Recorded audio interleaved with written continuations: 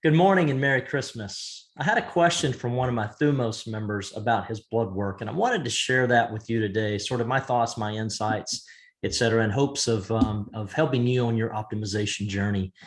And before I begin, I'm not a doctor, not an MD, not a nurse practitioner. So, make sure that you follow any medical, specialized medical advice that's applicable to you. But what I do have is over a decade experience in testosterone and 30 plus years in dealing with health and fitness in my own life and helping others. And I've looked at a lot of blood work. And so, I've got a pretty decent grasp on this.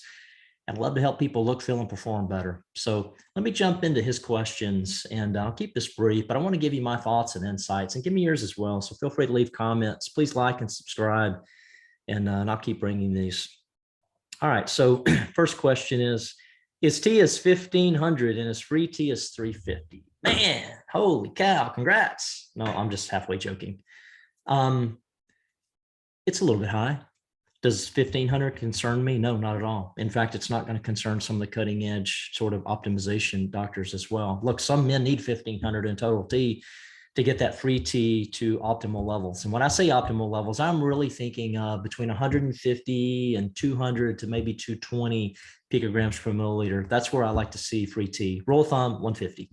Now, look, when I'm talking about these numbers, they're quantitative, and I love quantitative numbers.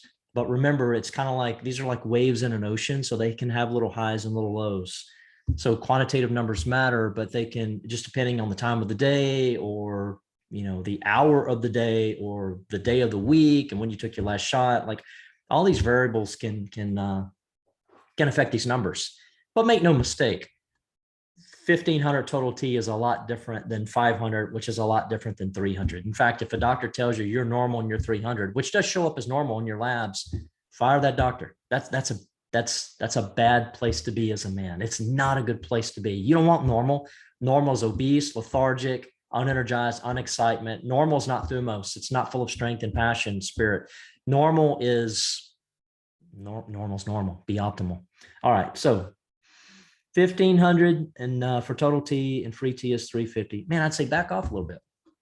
Why would I say back off?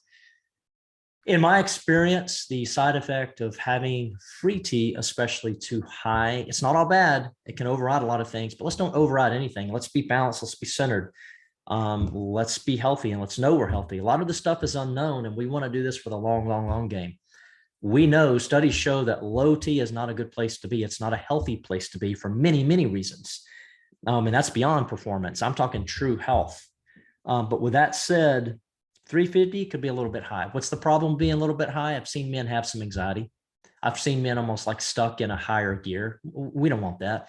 We want to be peaceful, joyful, pleasant to be around. We want to be strong. We want to have energy, and we're going to. But I would say 1500 total T, 350 free T. Let's back that off a little bit. I know this man pretty well. I think he's on a Monday, Wednesday, Friday dosing protocol. I love that. It's solved a ton of issues for me, which is why I start most people at Monday, Wednesday, Friday. So assuming that's already in place and he's doing that, none of this once a week stuff. Don't dare do once every 2 weeks or once a month. That's a bad place to be. We don't want to be running through half-lives, which is between 7 and 9 days for the ester of testosterone we're talking about. Cypionate, enanthate. We don't want to run through a half-life. We want to be as stable as we can and avoid this stuff, because that leads to peaks in other hormones as well beyond testosterone, like estrogen, DHT, etc. Stable is better. So Monday, Wednesday, Friday is what I'd say, and then I'd pull that back a little bit. Maybe that T comes down to, I'm just guessing here, 1200, and that free T comes down to 200. That wouldn't be a bad place to be, in my opinion. And again, I'm thinking not only performance, but I'm thinking longevity, long game. That's my thoughts on that. Improvements in his cholesterol, insulin, and A1C. Cholesterol, good. I'm glad it's improving. Fantastic. Keep taking that fish oil. Exercise, watch your carbs, watch your trans fats, but especially carbs and exercise. Do that. Get that right. You got to weight train. It just makes sense for healthy optimization. I'm a fan of fish oil. Super omega-3 by Life Extension is good. It's affordable. I take 2 a.m., 2 p.m. I recommend most people do the same. Most people take fish oil. They just don't take the right amount. And at least in my experience, they're not taking a good quality source. You shouldn't have fish burps or anything like that when you take fish oil. So 2 a.m., 2 p.m., it has a mild blood thinning effect. Trust me, I know this. I've looked at my blood underneath their microscope walking in off the street at in a place in Houston. And then I hydrated, took some fish oil, and looked at my blood. Post that, looked at my blood under a microscope again, game changing. There's a reason why dentists and doctors tell you to get off fish oil, because they know it's a blood thinner. It's a mild blood thinner. So keep that in mind. But I'm a big fan, and that's going to improve sort of overall heart health, triglycerides, cholesterol, insulin and A1C. Fantastic. If he's going south, and he is on insulin, A1C, that's a great place to be. I like, morning, fasted blood glucose is almost always tested for. Don't cheat when you go take your blood. Look, I know you want a bite of a donut or protein or a little something in your coffee. Don't do that. Just drink water, because that's just going to throw off the test results. And we want an accurate number.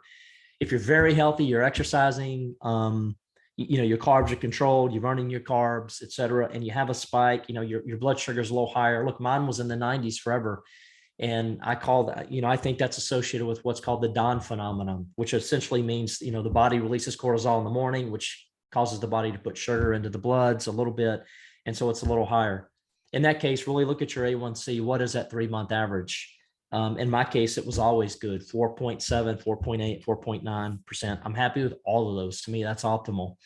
And so if you've got issues with, pinning you're not a diabetic, insulin, A1C, you want to improve that, look, and maybe even if you are a diabetic or pre-diabetic, beyond exercise and weight training and all the good stuff you ought to be doing, plenty of, healthy foods, fiber, protein, et cetera, watching your carbs. I like berberine. Studies have shown that it actually works. It can demonstrate that it works. And I like metformin as well. If you were to take metformin, take B12 with it, because the body needs more B12 when you're on metformin. But I like both of those. I like to see someone kind of work up their dose of metformin so it doesn't upset their stomach. But that's where I am. Those are my thoughts today. And tomorrow it could change on the metformin, but that's kind of where I am today. His red blood cells are high. Hemoglobin, hematocrit. Welcome to testosterone. Look, I've read that as much as 67% of men who are on therapeutic testosterone, the injectable, are going to experience the side effect of increased red blood cells, hematocrit, hemoglobin. What I would say to that, enjoy. It's not all bad. Man, I read in some of these forums, I see it every day. My hematocrit's at 50. What should I do? And they're panicking and they're donating blood 2 or 3 times in a month. Stop, time out. Like, if you're donating blood, overly donating, that's a great way to crash iron ferritin. That's a problem. Now you're tired. Now you're sluggish. Now you're back to no energy. And that takes time for your body to rebuild that stuff. That's not what you want. Look, I run hematocrit at 54 I'm looking at it on my latest blood test results, and I'm not going down to donate. I'm going to enjoy the benefits of the extra red blood cells. Athletes go train in Denver, high altitude, for this side effect, for this benefit. Now, I'm also looking at not only hematocrit, hemoglobin, but I'm looking at my platelets, which are very good. They're in the normal range. Normal in this case is good. I'm looking at my platelets. I'm looking at my ferritin. It's good. It's not high, so no worries. So I'm not going to rush out and go donate. I could, but if you do donate, don't over donate, because that can lead to other problems. Don't get erythrocytosis and polycythemia vera confused. My doctors used to call what I had polycythemia vera, and then they would say secondary. Okay, that's a problem. Like that's a genetic issue. And they would say secondary, well, secondary to testosterone, but really those are almost like made up words or verbs, because as soon as you say, not verbs, but words, because as soon as you say polycythemia, people are thinking, okay, disease, you got a problem. No. This is erythrocytosis as a result from injectable testosterone. It's a normal, common side effect. And I would say it's not even all bad. So don't confuse those two. A lot of medical professionals, doctors do. I know, because I've had these conversations. So look at the big picture. You may or may not need to donate. Nothing wrong with donating. It's a good civic duty, a gift of life, but don't feel like you got to rush down and go do it. Don't go into panic mode, but also don't just ignore it as well. Like, look at, go check your ferritin, check your your platelets, make sure all that's nice and healthy.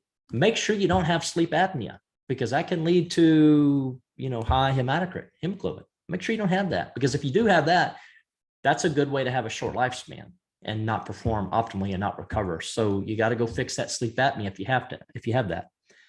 You got to hydrate before you go donate blood. Hydration absolutely matters. That impacts that number, whether it's 54, 52, 56, whatever it is, hydration matters. Drink plenty of water before you go donate blood. Drink water all the time, as a matter of fact. Let's see, what else did he ask? Oh, any thoughts on his high estradiol? 84 is this number. Man, I used to look at that and I say, oh my gosh, it's so high. That's unacceptable. Not anymore. Look, 84 doesn't concern me because his total T is 1500. I'm looking at the ratio. When I used to think of estradiol, man, I used to think the lower better. Let's block it. In fact, I was on a drug called Arimidex for 10 years. I don't wish that on anybody. That's why I start them off on a Monday, Wednesday, Friday when I'm, working with them on testosterone and their doctor. It's let's avoid the highs and lows. Let's avoid the spikes, and let's keep you off any drug like Arimidex. I was able to ultimately come off that drug with daily injections, and then ultimately Monday, Wednesday, Friday. But let's don't even cross that bridge if we don't have to.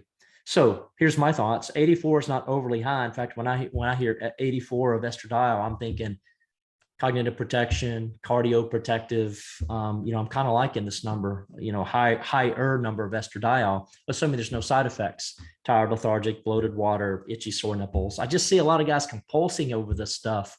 And I'm like, hey, don't compulse over that E2. It is protective. Do more frequent dosing. Stop the peaks and valleys. Stop running through a half-life of enanthate or cypionate, which is 7 to 9 days. Let's keep everything stable. By the way, I would recommend that this fella backs off his total dose a little bit. Let's back that off. Let's get that total T down a little less than 1500. Let's definitely get that free T down, from 350 to 250, 200, 150, somewhere in that range, and just see how he feels, see how everything works. That's also, that very much should lower that estradiol as well. So again, we're still looking at the range. Those are my thoughts. I hope that helps. Please share any thoughts, insights, or feedbacks or questions that you may have. And also please like, subscribe, share this. I want to grow this channel. Thank you. Take care.